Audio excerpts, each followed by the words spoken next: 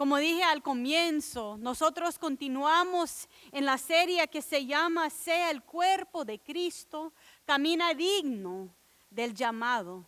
Eso viene de Efesios 4, donde escuchamos a Pablo, aunque está encarcelado, rogar al pueblo cristiano de vivir de una manera digna a todo lo que Cristo ha hecho por nosotros. El obispo Easterling, obispo de esta conferencia, de la conferencia Baltimore, Washington, puso algo en Facebook en esta semana que decía simplemente: caminar como discípulo de Cristo requiere trabajo. O sea, ser un discípulo continuamente transformado por la gracia santificadora de Dios es algo que requiere de compromiso. Requiere de inversión, de tiempo, de corazón, de mente, de espíritu, de tal manera que nosotros seamos transformados día tras día al cuerpo que somos llamados a ser en Cristo. Pablo dice: por eso yo, que estoy preso por la causa del Señor, les ruego que vivan de una manera digna del llamamiento que han recibido. O sea, tu vida y mi vida no representan simplemente nosotros, pero representan o deben de representar la gracia transformadora de Dios obrando en nosotros. Y Pablo sabe con toda la sabiduría del mundo que a veces cuando nosotros sentimos un llamado, cuando sentimos que Dios ha actuado en nuestras vidas, tenemos la tendencia de ponernos muy arrogantes. Decir con nuestro ego: yo tengo un llamado, por lo tanto voy a caminar digno para enfrentarte, decirte cómo debes de vivir. Espérese, dice Pablo, siempre humildes, amables, pacientes, tolerantes uno con otros en amor. O sea, eso es abrazar el llamado que tenemos nosotros por la obra de Jesucristo en nosotros, pero a la vez es saber caminar de una manera digna, caminando con la paciencia, la humildad, el amor, la tolerancia uno para el otro, porque el propósito en todo nuestro andar cristiano es llegar a ser imagen y semejanza completo de Jesucristo. Fuimos creados en imagen y semejanza de Dios. El pecado nos separa y por la obra de Cristo, el llamado de Cristo en nuestras vidas, cada día debemos de reflejar más y más. Como dice la obispa, ser discípulo y trabajar en nuestro propio discipulado es trabajo difícil. Vivir una vida digna de ese llamado tan maravilloso que Cristo nos ha dado no es fácil. Requiere de nosotros una habilidad y una disponibilidad de ser autocrítico, de pedir a Dios transformación muy interna, de someternos a la transformación que Dios está formando en nosotros, de arrepentirnos, dar la vuelta de actitudes y formas de ser que no agradan a Dios y reconciliarnos con nosotros mismos, con los que están a nuestro alrededor y con nuestro Señor y Salvador. Y todo eso, como discípulos de Cristo, todo eso debemos de hacer a la misma vez que estamos siendo humildes, pacientes y amorosos con los demás. Porque, dice Pablo, esfuércense en mantener la unidad del Espíritu mediante el vínculo de la paz. Y creo que en todo eso de la justicia racial hay que saber, hay que dejar en alto que la razón por todo nosotros en nuestra entender de lo que está ocurriendo es llegar a la unidad en el Espíritu, manteniendo los vínculos de la paz. O sea, el propósito del andar no es una lema política, No es levantar voz por mostrar que tenemos poder. Es entender quiénes somos en imagen y semejanza de Dios todos y tener la capacidad de movernos como un solo cuerpo. Porque como dice Pablo, hay un cuerpo, un solo espíritu. También fueron llamados a una sola esperanza, un solo Señor, una sola fe, un solo bautismo, un solo Dios y Padre de todos, que está sobre todos, en medio de todos y adentro de todos. ¿Cuántas veces las personas me han dicho, pastora, yo no quiero tratar ese tema de justicia racial? No toca mucho mi fe, no toca mucho mi vida. No es eso donde debemos de estar. Yo digo con toda sinceridad que creo que en este momento, en la historia de esta nación, es uno de los temas más importantes que nosotros como cristianos enfrentamos. Y créame que entiendo que estamos cansados. ¿Cuánto de nosotros, sintiendo esa aislación que tenemos por la pandemia del COVID, no queremos analizarnos a nosotros mismos? O sea, como mi familia hemos estado hablando de tanto tiempo estar juntos a solas. Es como que Dios está dándonos la oportunidad, la invitación, el querer y la necesidad de vernos a nosotros mismos. ¿Y cuántas veces queremos decir, ay Señor, yo no estoy interesada en más transformación, gracias. Estoy bien donde estoy como tu discípula, no puedo llegar hasta acá. No quiero más transformación, no quiero ver más cosas que necesitan cambiar, no quiero nombrar mi dolor, no quiero compartir con otro, no quiero someterme, simplemente quiero quedarme donde estoy. Pero si vemos la vida de Jesús, Él andaba caminando en todo momento, metiéndose en los lugares donde más se necesitaba la paz y la gracia de Dios.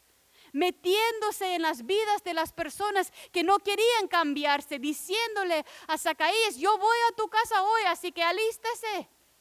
Aquí llego. Crecer como discípulo es un trabajo difícil. ¿Y sabes qué? Crecer juntos como cuerpo de Cristo es más difícil aún. Porque nosotros tenemos que bregar con las luchas de otro, con los dolores de otro, con las rebeliones de otro. Necesitamos ver lo que está pasando en la vida de nuestro vecino a la vez que estamos examinando qué causa en nosotros. Bill Crawford, que es un doctor y un psicólogo, dice que la única manera y el único momento cuando nosotros estamos dispuestos a cambiar es cuando la cosa que queremos se vuelve más importante que las cosas de lo cual tenemos miedo. No vamos a cambiar si no podemos tener en visión algo más grande que Dios nos está invitando. Porque si no, nuestros miedos bloquean a nuestra posibilidad de transformación.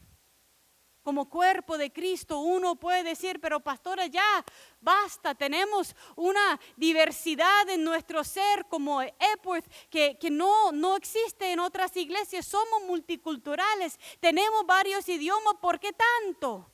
Porque Dios quiere más aún de nosotros. Dios quiere que nosotros seamos ejemplo, seamos cuerpo de Cristo digno al llamado que ha puesto acá. Sobre ese cuerpo de Cristo. Pero solo vamos a cambiar cuando lo que podemos ver se vuelve más importante que nuestros propios miedos que nos obstaculizan. El pastor Stephen Furtick dice que nuestra mentalidad vieja, la forma vieja, no es la forma normal. Muchas veces pensamos que la forma que hemos actuado por años es la forma natural, normal, como debe de ser las cosas.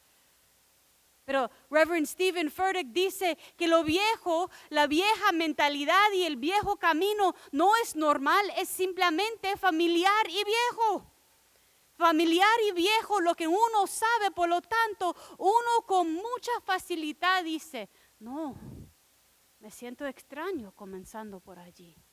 No es natural, no es como se debe de ser. Pero Jesús, en el fondo de quien era, estaba predicando lo nuevo en cada momento. Un nuevo pacto, una nueva vida, un nuevo camino. Era Jesús mismo que dijo que no se puede poner vino nuevo en postes viejos.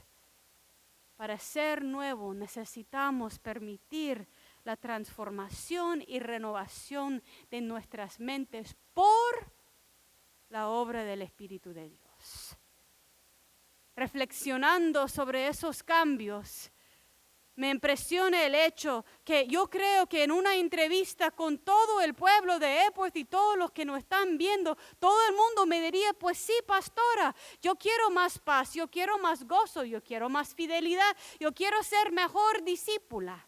Pero cuando llegamos a acciones concretas en nuestras vidas, muchas veces rechazamos el cambio. Yo no quiero cambiar la forma que yo comunico con mi pareja, con mis hijos, con mi amigo, con mi iglesia, porque la forma que yo tengo es familiar y viejo y no quiero cambiar. Nada que ver con mi fe, tal vez me diría. Yo no quiero cambiar como yo paso mi tiempo. Yo no quiero cambiar como yo invierto mis recursos. Es familiar y es la forma que yo he desarrollado. Yo no quiero cambiar. Yo no quiero cambiar como yo me veo a mí misma. Como yo entiendo raza en esta nación. Como yo interpreto la pobreza y la marginalización en este país. Yo no quiero entrar en el trabajo difícil del discipulado. Pastora, yo no quiero que usted hable de racismo y mucho menos en un sermón. Yo prefiero que se mantiene en los tópicos espirituales. Jesús se metió donde la gente tenía necesidad. Tocó con acciones concretas las necesidades, los sistemas injustos y lo que se necesitaba desatar para que todos llegaban a una libertad en su espíritu. Y somos llamados a lo mismo. Nosotros estamos en esa época, en ese momento en la historia donde por fin esta nación está comenzando a levantarse, a hablar de racismo. Y por muchos es algo tan obvio y tan presente en sus vidas que uno dice, Dios mío, pero ¿qué fue que desató toda esa conversación? Yo creo que una de las cosas que estamos viendo es que por alguna razón hay una multitud de varias razas de personas que están queriendo tener mejor forma de existir como comunidad de Dios. Y en ese proceso yo les invito a escuchar voces que tal vez en tu forma más profunda no quisiera escuchar.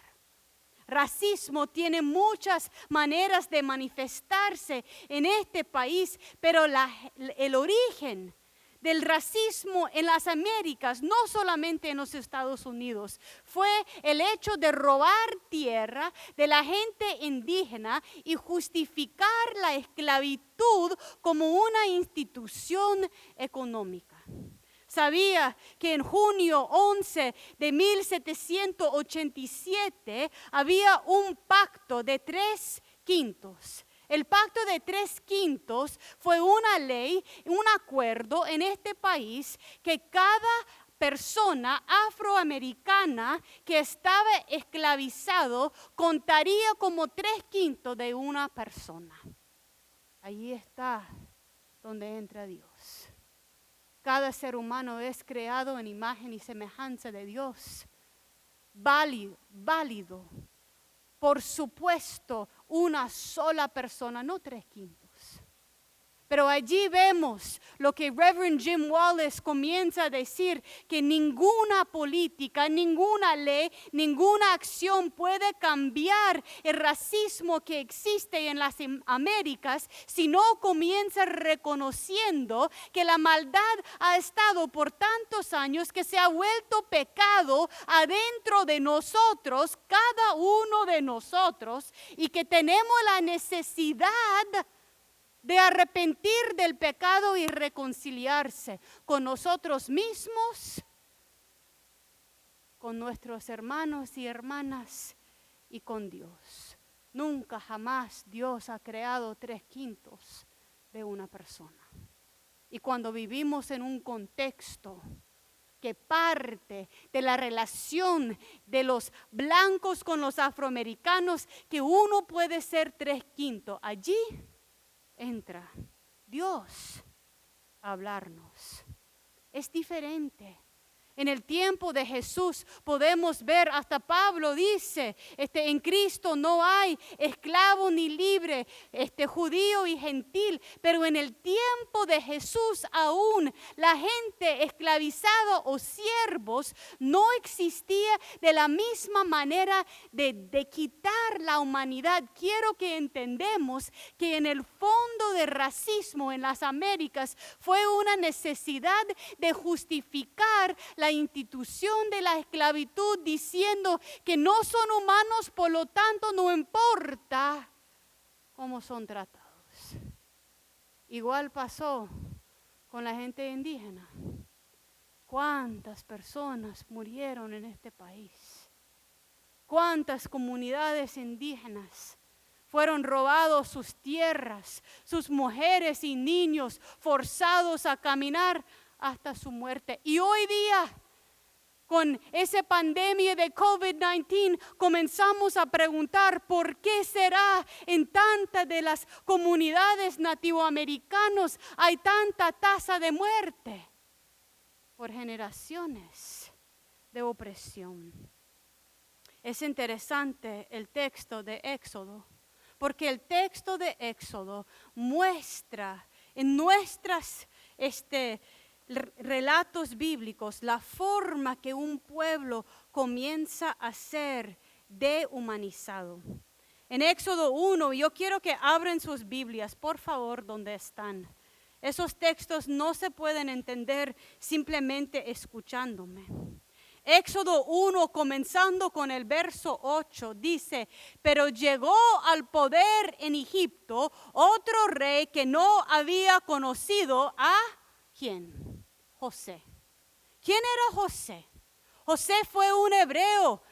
Alguien del pueblo de Israel se acuerda que los hermanos de José le habían vendido a ser esclavo. Llegó a Egipto y llegó a ser casi el segundo de poder en Egipto y recibió a sus hermanos con un gran acto de gracia y perdón, y todas sus familias comenzaron a venir a Egipto para pasar la hambruna que estaban pasando en sus países de origen, y allí el pueblo de Israel comenzó a formarse en Egipto. Pero en Éxodo 1:8 dice: pero llegó al poder en Egipto otro rey que no había conocido a José. Yo, estando en un estudio bíblico aquí en esta iglesia, leyendo ese texto, una señora afroamericana me dice: ay, sí, mi mamá me recitaba ese texto a cada rato. ¿Pero por qué? Yo le digo. No era un texto que yo había reflexionado. Porque ¿cómo es la historia afroamericana? Me dice. Que llega a poder alguien que no reconoce quién es mi pueblo. Y en un instante, por cambio de poder, comienza un sistema de opresión. Ha pasado en sus países de origen, estoy segura.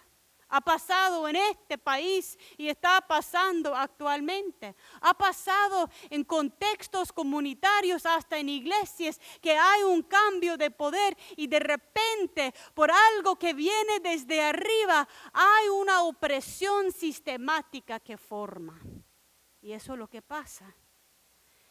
El rey nuevo en Egipto, le dijo a su pueblo: cuidado con sus israelitas, que ya son muy fuertes y numerosos que nosotros. Vamos a tener que manejarlo con mucha astucia. De lo contrario, seguirán aumentando, y si estalla una guerra, se unirán a nuestros enemigos, nos combatirán y irían del país. ¿Ves el miedo?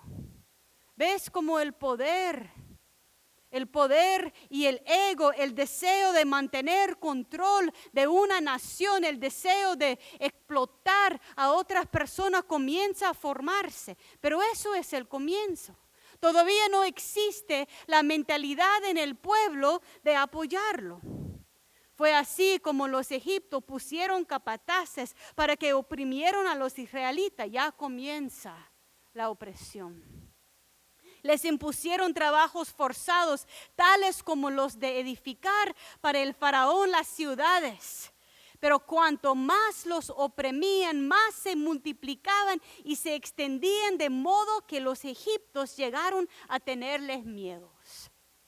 ¿No hemos visto ese mismo relato sobre pueblos en esta nación? Gente en poder, gente blanca queriendo mantener poder sobre las comunidades afroamericanas, forzándolo. Gente de poder con miedo que las olas de inmigración van a venir y van a perder control del país. ¿Y qué dice Dios y su iglesia? Eso no es algo político, es algo humano y algo de nuestro llamado con el Señor. Seguimos el texto, llegamos al verso 15. Había 2 parteras de las hebreas. Y el rey de Egipto les llamó, y son llamadas por nombre: Sifra y Fuba. O sea, ¿sabe cuán impactante es que esas mujeres tienen nombre? Las mujeres no fueron dados nombre en los textos bíblicos, pero esas mujeres tan poderosas. Y el rey le dice a ellas: mira, cuando las mujeres israelitas hebreas van a dar a luz, por favor que maten a los niños, porque los niños son los que crecen a ser cabeza de familia. Los niños son los que crecen a luchar en las guerras. Los niños son los que garantizan la fortaleza de una comunidad. Mátanles, por favor. Así tan sencillo. Aún siendo hebreas y israelitas, ellas dejan las niñas vivir, pero matan a los muchachos. Y esas parteras, dice en el verso 17, ¿qué dice? Sin embargo, las parteras, ¿qué? Temían a Dios. A veces nuestro llamado no viene de las leyes. A veces nuestro llamado viene de un entender de quiénes somos y quiénes son nuestros vecinos. Por la gracia y la gloria de Dios, temían a Dios más de lo que temían al rey. Así que no siguieron las órdenes del rey de Egipto, sino que dejaron con vida a los varones. Entonces el rey de Egipto mandó a llamarlas y les preguntó: ¿por qué han hecho eso? ¿Por qué han dejado con vida a los varones? Y las parteras respondieron. Y lo interesante de su respuesta es que ellos usan toda la ideología que usaba el rey y su gente para oprimir a los hebreos, lo usan en su contra. ¿Cuántas veces hemos escuchado que las mujeres blancas son delicadas y hay que cuidarlas, pero las mujeres latinas ¿qué? Que les mandan a cargar agua en sus cabezas? Que las mujeres afroamericanas, ¿cuántas veces que le dicen que cuiden de chavalos de otros? Porque las mujeres blancas son incapaces de cuidar sus propias chavalas. Usan ese mismo argumento erróneo contra de la voluntad de Dios, porque todos somos iguales en el nombre de Dios. En el nombre de Dios. Y la fortaleza de uno nunca jamás es justificación para explotar. Entonces las parteras dicen: ¿sabe, rey? Resulta que las hebreas no son como las egipcias. Cuando están llenas de vida y dan a luz antes que lleguemos. ¿Y qué podemos hacer? No estamos allí cuando nazcan los varones, así que no los podemos matar. erróneo, por supuesto. Pero muestra la forma que una ideología forma en un pueblo en contra de una comunidad y cómo Dios usa dos parteras para salvar la vida de la comunidad hebrea. Dice el texto, resulta, de este modo los israelitas se hicieron más fuertes y más numerosa. Además, Dios trató muy bien a las parteras y por haberse mostrado temorosas a Dios, les concedió tener muchos hijos. ¿Cuántas veces somos llamados a actuar contra el corriente? Entender que todos somos imagen y semejanza de Dios. Una de las cosas impactantes para mí en todo mi entender de raza. Yo soy mujer blanca, nacida de este país. Mis antecedentes son alemana, Escocia, irlandesa y holandesa. Pero mis abuelos dejaron de hablar alemán por vergüenza, por lo que hizo los alemanes con los judíos. Y los irlandeses no hablaban de su historia porque era considerado de pobre clase. Entonces yo termino siendo blanca en este país y le digo los momentos en los cuales el Señor comenzó a abrir mis ojos. Yo estoy segura y clara que Dios lo hizo con un propósito, que tuviera el privilegio de ser pastora de esta iglesia ahora. Me acuerdo el domingo, sentada en la banca de la iglesia donde yo crecí, llorando, sin ser consolada, porque de repente había visto un mundo que nunca jamás había entendido. Una injusticia en ese propio país mío. Y una vez que se abren los ojos, nunca jamás Dios permite que cierren. La construcción de la ideología blanca en este país es una construcción de identidad formada para mantener a otros marginalizados.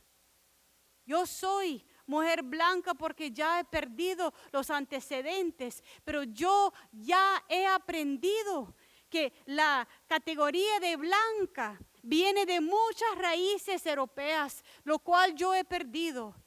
Y yo también he visto sobre la historia de ese país como otros grupos étnicos comenzaron no siendo blancos, como los irlandeses y los italianos. Saben que al venir los irlandeses, por ser católicos, por tener costumbres distintos, por ser muy marginalizados, no fueron considerados blancos. Ahora entiendo.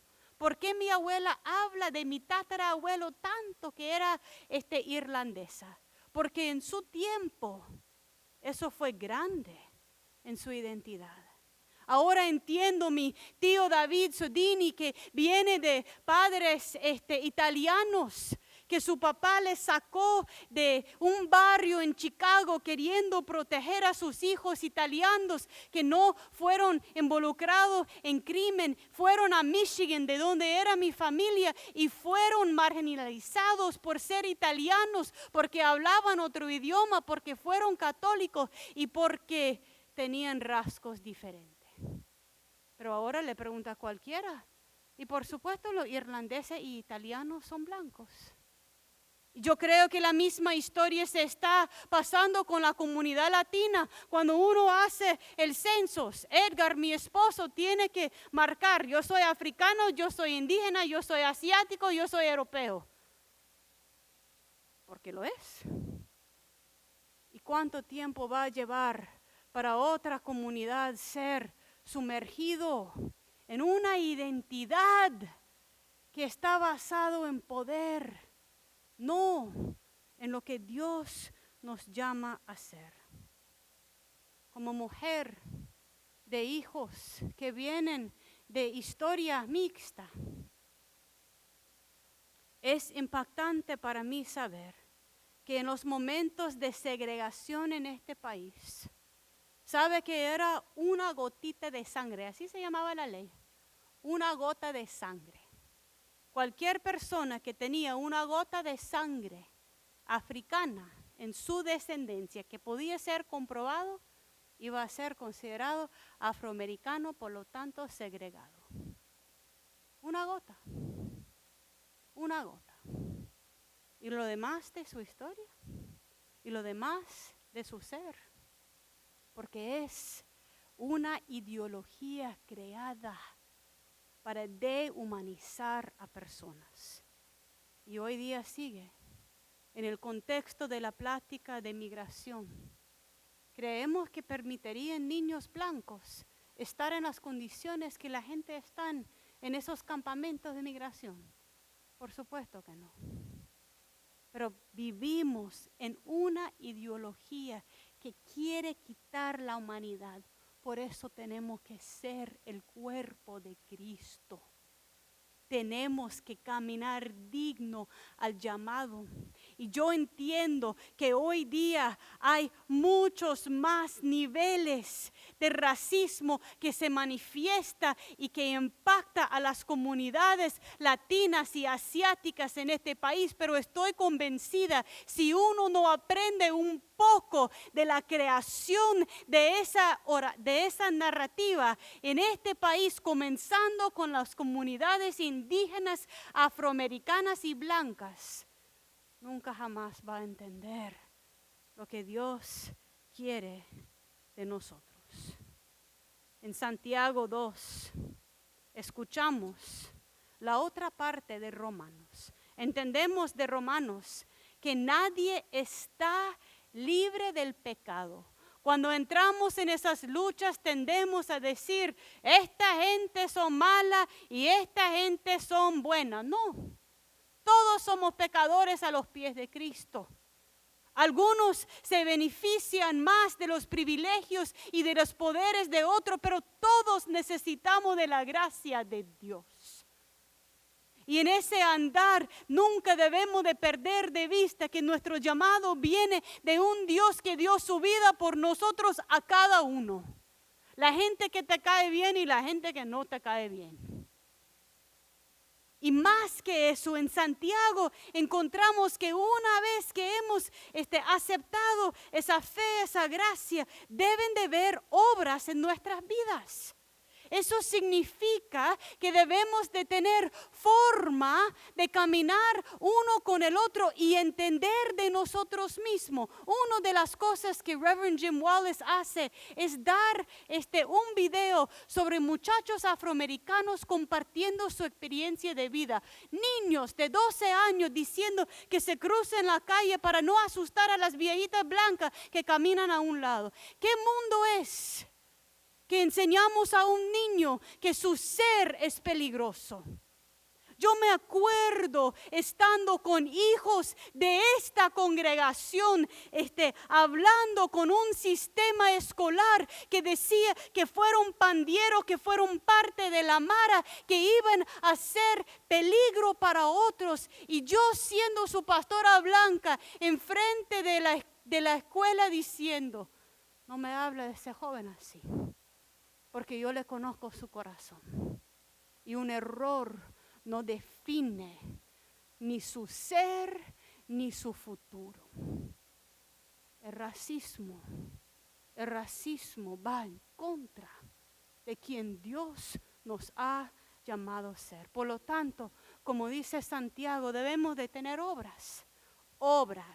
Nuestra fe debe de traducir en algo que hacemos. Y lo interesante para mí es que Santiago comienza diciendo, hermanos míos, ¿de qué le sirve a uno alegar que tiene fe si no tiene obras? ¿Acaso podrá salvar esa fe? Supongamos que un hermano o una hermana no tiene con qué vestirse y carece del alimento diario, y uno de ustedes le dicen que le vaya bien, abríguense y coma hasta saciarse, pero no le da lo necesario para su cuerpo.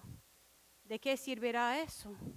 Así también la fe por sí sola, si no tiene obras, está muerta. Por eso tenemos el ministerio de dar de comer porque sabemos que hay gente con hambre. Sabemos que hay necesidades inmediatas y aún que tenemos que trabajar a cambiar los sistemas migratorios que dejan a pueblos dependientes de trabajos que en una sola palabra pueden desaparecer.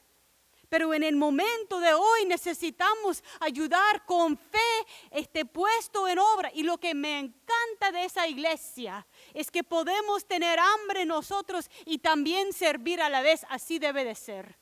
Porque todos somos necesitados de la gracia de Dios y todos somos llamados a ser participantes en su obra. Terminamos con Lucas, porque creo que es importante. Lucas 4 es cuando Jesús predica en su pueblo natal por la primera vez. Está en Nazaret, llega a desenrollar el libro y lee: el Espíritu del Señor está sobre mí, por cuanto me ha ungido para anunciar buenas nuevas a los pobres. No solamente darle de comer, pero decir que hay otra realidad. Hay otro más valioso que vale la pena luchar, aún enfrentar tus miedos. Me ha enviado a proclamar libertad a los cautivos y dar vista a los ciegos. ¿Sabe que en esta nación construimos cárceles usando los datos de quién puede leer en tercer grado? Así que estudian cuáles son los índices de lectura de una comunidad en tercer grado y en base de eso se crea cárceles, células en cárceles, proyectando que si uno no puede leer muy bien, va a terminar en la cárcel. ¿Y por qué no enseñamos a leer mejor? Porque más nos vale tener los hombres café y negro encarcelado y controlado que ser un solo cuerpo de Cristo, libres por su obra. Me ha enviado a proclamar libertad a los cautivos y a dar vista a los ciegos, como los momentos en los cuales me quitó lo que me tapaba los ojos. ¿Y sabe lo bonito? Al darme vista yo, lo he compartido con mis padres, con otros, con mis hijos, porque lo que el Señor libera es libre de verdad. Poner en libertad a los oprimidos y pregonar el año del favor del Señor. ¿Y quién sabe qué le pasó a Jesús después de leer ese texto? Nunca podemos perder eso de vista. El pueblo, la comunidad religiosa, la gente congregada en el santuario se levantaron y le sacaron corriendo hasta querer matarle. Yo prefiero quedarme donde estoy, dicen. Yo no quiero ser discípulo, de verdad. Hablando de sistemas, y en cierta forma ustedes saben que hay sistemas, pero en esta nación, si hablamos de ingreso, o sea, cuánto dinero gana una familia blanca, latina y afroamericana en 2011, una familia promedio en 2011 gana 67 mil, una familia blanca. Una familia latina gana 40,000. Una familia promedio afroamericana gana 39,000. Es también parte de la lucha entre las comunidades afroamericanas y latinas. ¿Cuántos años han estado acá y viene una nueva ola de migración y quedan todavía los más marginalizados? Eso no significa que no hay palabras, pues, prejuicios y dolores entre las dos comunidades. Pero ¿quién termina peleando? Los de color y los blancos con sus 67,000. Si vemos en términos de valor completo, o sea, incluyendo no solamente lo que uno gana, pero lo que tiene en ahorro, lo que tiene en carro, en casa, sus pertenencias. En 2013, una familia blanca promedio tenía $142,000 promedio. ¿Sabe una familia latina? 13,700. Una familia afroamericana, 11,000. La comunidad afroamericana es 16% de la población de esta nación y 50%, y la mayoría de los afroamericanos jóvenes asisten a escuelas que son 50% afroamericanos. O sea, iglesias como esto no existen. Escuelas multiculturales no existen. Porque vivimos en un sistema donde nos mantiene separados, algunos en poder y otros marginalizados. Y la pregunta es, ¿cómo caminar digno de nuestro llamado? Yo creo que para nosotros como iglesia hay 3 cosas. Primero, tenemos que comenzar el trabajo personal de reflexionar. ¿Quién soy yo? ¿Dónde estoy? No para decir que soy bueno ni malo. ¿Dónde estoy? ¿Qué necesita el Señor cambiar en mí? ¿Qué necesito pasar a mis hijos que no estoy pasando? ¿Qué necesito entender? ¿Qué significa ser hija de Dios, digna de todo y viendo a todos los demás como creación de Dios? El trabajo personal. Segundo, necesitamos seguir dándole cobija a la gente que no tiene, comida a la gente con hambre, lugar a la gente que se siente solo. Necesitamos seguir respondiendo a las necesidades de inmediato porque sabemos que somos todos cuerpo de Cristo. Y tercero que muchas veces no nos gusta, tenemos que unirnos con Jesús en Nazaret a trabajar en contra de los sistemas que oprimen, de los reyes que surgen, se olvidan de José y quienes otros y crean sistemas y ideologías que quiten la humanidad de pueblos. Tenemos que ser cuerpo de Cristo en este mundo.